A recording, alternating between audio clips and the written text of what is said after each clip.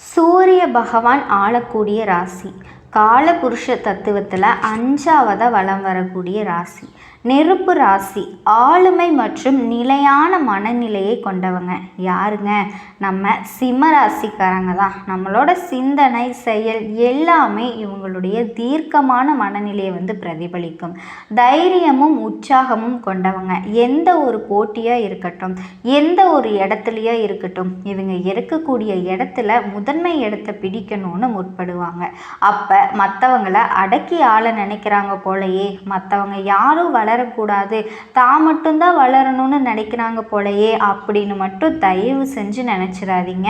சிம்ம ராசியை அப்படி மட்டும் யாரும் அடையாளப்படுத்திடவே கூடாது. ஒரு வீட்டில் சிம்ம ராசி இருக்காங்கன்னா கூட நல்லது கட்ட அவங்க பார்க்குறாங்கன்னா எங்கே தப்பு நடந்துருமோ, எங்கே பார்த்திங்கன்னா நம்ம தோற்றுருவோமோ, எங்கே நமக்கு விருப்பப்பட்ட இடத்துல விருப்பமானவங்களுக்கு எல்லாம் ஏதாவது பாதிப்பு வந்துடுமோ, இப்படி பயந்துட்டு யாரையுமே அவ்வளவு சீக்கிரமாக நம்ப மாட்டாங்க. அதனால தானே எல்லாத்துலேயுமே போய் எல்லாத்தையுமே இழுத்து போட்டு செய்கிறதுல இவங்க முதன்மையானவங்க. ஆளுமை திறன் இருக்கும், அதிகார தோரணம் இருக்கும், ஆனால் எல்லாரும் நட்பாக பழகுவாங்க. ஏழை எளிய மக்களுக்கு உதவி செய்யக்கூடியவங்களும் இவங்களாக தான் இருப்பாங்க. அடப்போமா, நீ சிம்ம ராசிக்காரங்க, நாங்களே ஏழையாக தான் இருக்கோம், எங்களுக்கே உதவி செய்யறதுக்கு யாரும் இல்லை அப்படின்னு. ஏன்னா நீங்களே ராஜாவுக்கு ராஜாவா உதவி செய்ய முடியுமா?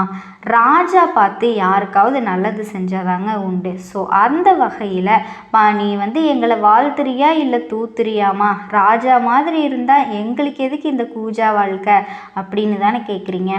எவ்வளவு கஷ்டப்படுறோம் தெரியுமா? தெரியாமல் இல்லைங்க. சிம்ம ராசிக்காரங்க, உங்களை பற்றின எல்லா விஷயமும் எனக்கு தெரியும். ஆனால் இந்த கஷ்டத்திலும் நீங்கள் யார்கிட்டையாவது கை கட்டி நிற்கிறீங்களா? யார்கிட்ட உதவின்னு போய் நிற்கிறீங்களா? யார்கிட்டையாவது உதவின்னு போய் கேட்குறீங்களா? எதுவுமே இல்லைல்ல. தான் கைதான் தனக்கு உதவி, தான் உழைச்சாதான் தனக்கு கஷ்டம் நஷ்டம் எல்லாமே இப்படி தான் வாழ்ந்துட்டு இருக்கீங்க. அப்போது நீங்கள் ராஜா தாங்க. பக்கத்து நாட்டில் உதவி கேட்கல, பக்கத்துக்கு நாட்டுக்கு அடிமைப்பட்டும் வாழலை. அப்போ அந்த ராஜா மகாராஜா தானே. அதுதான் நீங்கள் வாழ்ந்துட்டு இருக்கீங்க. தனிப்பட்ட வாழ்க்கையில் ஒரு மனுஷன் இன்னைக்கு அவனோட வாழ்க்கையை அவனே பார்த்துக்கிறது தாங்க ராஜா வாழ்க்கை. அதில் சிம்ம ராசிக்கு குறையே கிடையாது. பேசுகிறதெல்லாம் நல்லா தான் இருக்குது. சரி, எதையோ சொல்ல வரையில்லை, அதை கொஞ்சம் சொல்லு. ஏதாவது நாங்கள் மாற்றிக்கிட்டால் நல்லது நடக்குமா? இல்லை ஏதாவது கிரகங்கள் பாவப்பட்டு எங்களுக்கு ஏதாவது நல்லது பண்ண போகுதா? கொஞ்சம் பார்த்து சொல்லேன்னு யோசிப்பீங்க இல்லையா? கட்டாயம் சொல்கிறேங்க.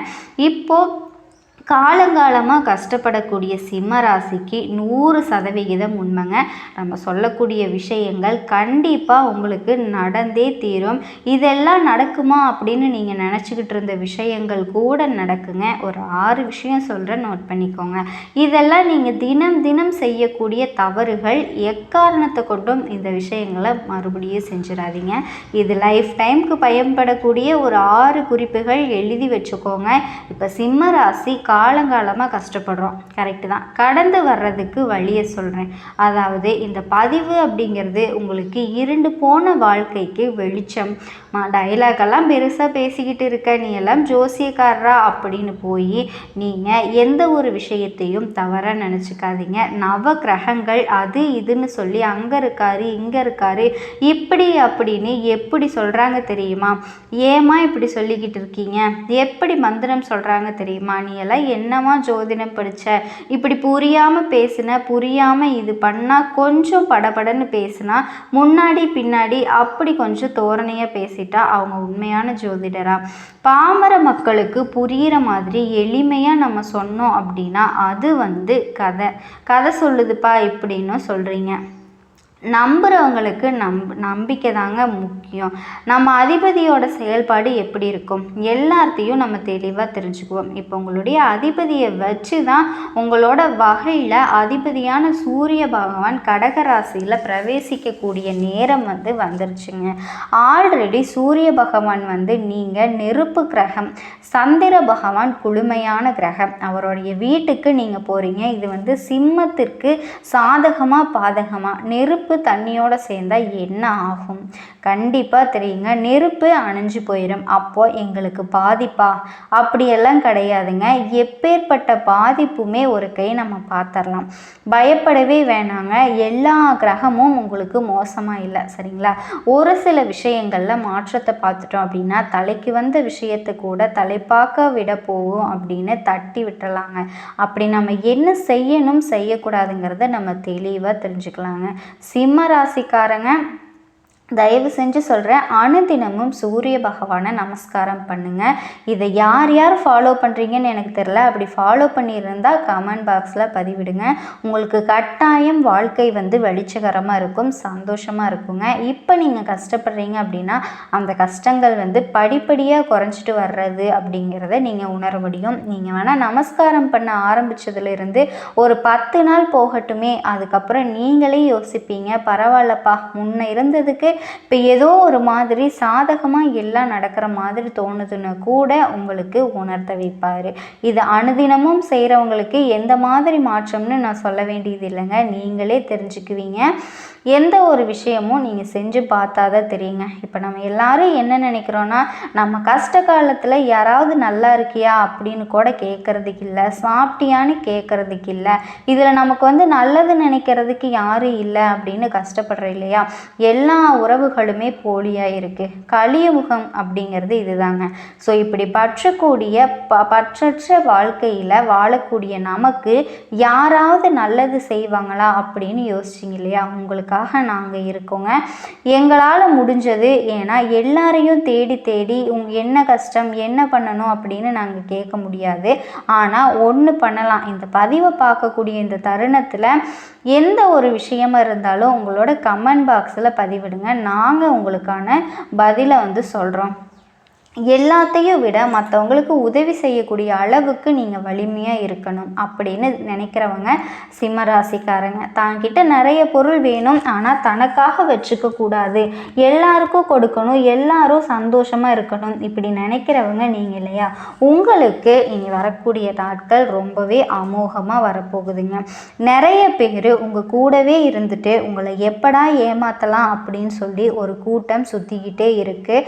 அப்படிங்கிறத உங்களால் மறுக்க முடியுமா?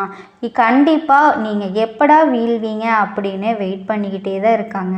உங்களுக்கான இந்த நம்பிக்கையானது எந்த ஒரு விஷயத்துலையும் நீங்கள் நம்பிக்கையை மட்டும் நீங்கள் கைவிட்றாதீங்க. நம்பிக்கை இருந்தால் மட்டும்தான் உங்களால் எந்த ஒரு விஷயத்துலையும் ஜெயிக்கவே முடியும். சிம்மராசிக்காரங்க, கண்டிப்பாக உங்களுக்கு தொழிலில் லாபம் வருங்க. உங்களுடைய தொழில் மூலமாக லாபம் கிடைக்கும். பெண்கள் மூலமாக ஆதாயம் அனுகூலம் கிடைக்கும். இது ராசிநாதன் 12ஆம் இடத்துல இருக்கிறதுனால ரகசியத்தை பாதுகாப்பாக வச்சுக்கிறது ரொம்ப ரொம்ப நல்லதுங்க. ஒரே வழின்னு சொன்னேன் இல்லையா, அது இதுதாங்க. தங்களை பற்றின ரகசியங்களை அப்படியே கெட்டியாக பிடிச்சிக்கணும். அது தொழில் ரகசியமாகட்டும், இல்லை உங்களுடைய பர்சனல் ரகசியமாகட்டும், ஏதாவது ஒரு விஷயம் மற்றவங்களுக்கு தெரியக்கூடாதுன்னு நீங்கள் வச்சுருக்கீங்களா, அதை அப்படியே எல்லாம் வருவாங்க, அப்படியே உங்களை தூக்கி வச்சு உங்கள் தெய்வம் மாதிரி தாளாற்ற மாதிரி எல்லாம் பேசுவாங்க. யாரையும் நம்ம குடும்பமாகவே இருக்கட்டுங்க சிம்மராசிக்காரங்களே, நீங்கள் திருமணம் ஆனவங்களோ ஆகாதவங்களோ, பர்சனல் அப்படிங்கிறது உங்களுடைய பர்சனலாகவே இருக்கட்டுங்க. அதோட உங்களை பொறுத்த வரைக்குமே எதிர்பாலினத்தவர்களால் ஆண்களாக இருக்கக்கூடிய பட்சத்தில் பெண்களாலையும், பெண்களாக இருக்கக்கூடிய பட்சத்தில் ஆண்களாலையும் அசிங்கம் அவமானம் ஏற்படுறதுக்கான வாய்ப்பு இருக்குது. உஷாராக இருங்க, புரியுதுங்களா? மிகுந்த கவனம் தேவை. அதே மாதிரி துணைக்காக செலவு செய்வீங்க.